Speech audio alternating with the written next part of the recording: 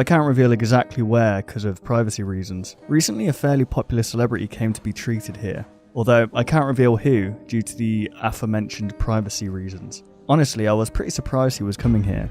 Not to shit talk my place of employment, but this place has a bit of a record of being really bad in caring for people. Not that I'm a bad nurse or anything, it's just that a lot of the surgeons seem to fuck up their job and not get fired for some reason. This made it all the more confusing to me that this celebrity came here for surgery to remove a late stage brain tumour. Speaking of, my friend Patricia was a huge fan and really wanted to be the one assigned to him post-surgery. She was even thinking of asking him for an autograph, which seemed unprofessional to me. Anyway, he was flying in for treatment tomorrow, but my current job was to assist a surgeon with the surgery of a little boy who swallowed a bunch of his toy marbles. I was surprised they decided to opt for surgery though, because they were previously recommended to wait for him to pass them.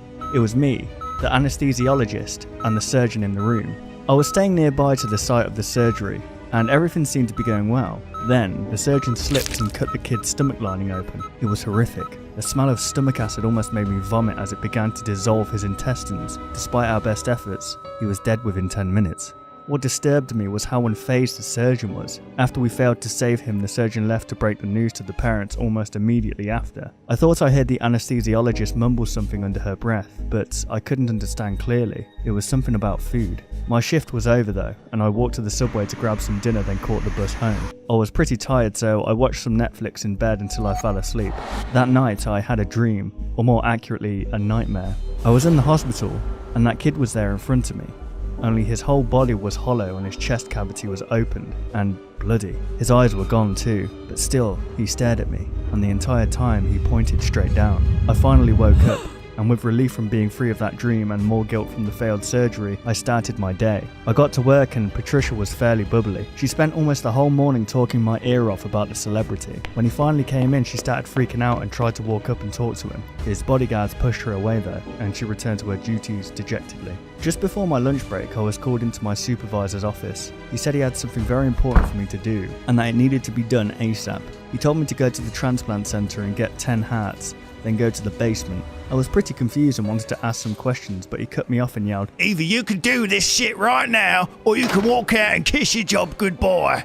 I was pretty pissed. He would fire me daring to ask a question, but the management would avoid firing the incompetent surgeons even though they should. I left in a huff to go collect the organs, and found them waiting in a case there already, with a note signed by the doctor that gave me access to a restricted room in the basement simply called Room 60. I didn't have the slightest clue what was in there, and marched onwards to the elevator and went down to the basement. I walked to Room 60 and showed the security guard my note. He looked me over and said, "Oh, this is your first time doing this, huh? I feel sorry for you. Try not to panic if you know what's good for you." He then unlocked the door, and I stepped in. Immediately I was hit with a smell I would describe as rotten eggs, pennies and a corpse. The ground was slick with something and it was dark in there too, with only one dim overhead light. The room was pretty big, and in the middle I saw some nondescript blob. Then I heard what sounded like a deep breath in, and the blob started moving.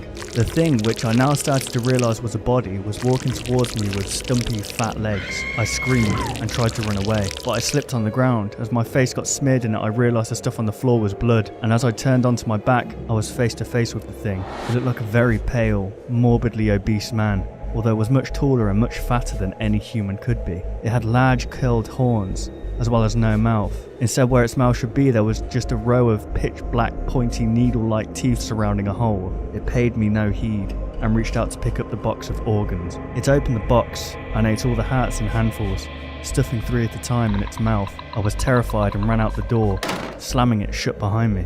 The security guard looked me in the eyes and put a reaffirming hand on my shoulder. It looked like he wanted to say something but couldn't. He told me that he would walk me out of the building and that I could have the rest of the day off. Now I'm at home, still shaking and typing this up. I got a text from Patricia, and apparently the celebrity's surgery was a massive success. I'm wondering what I even do now.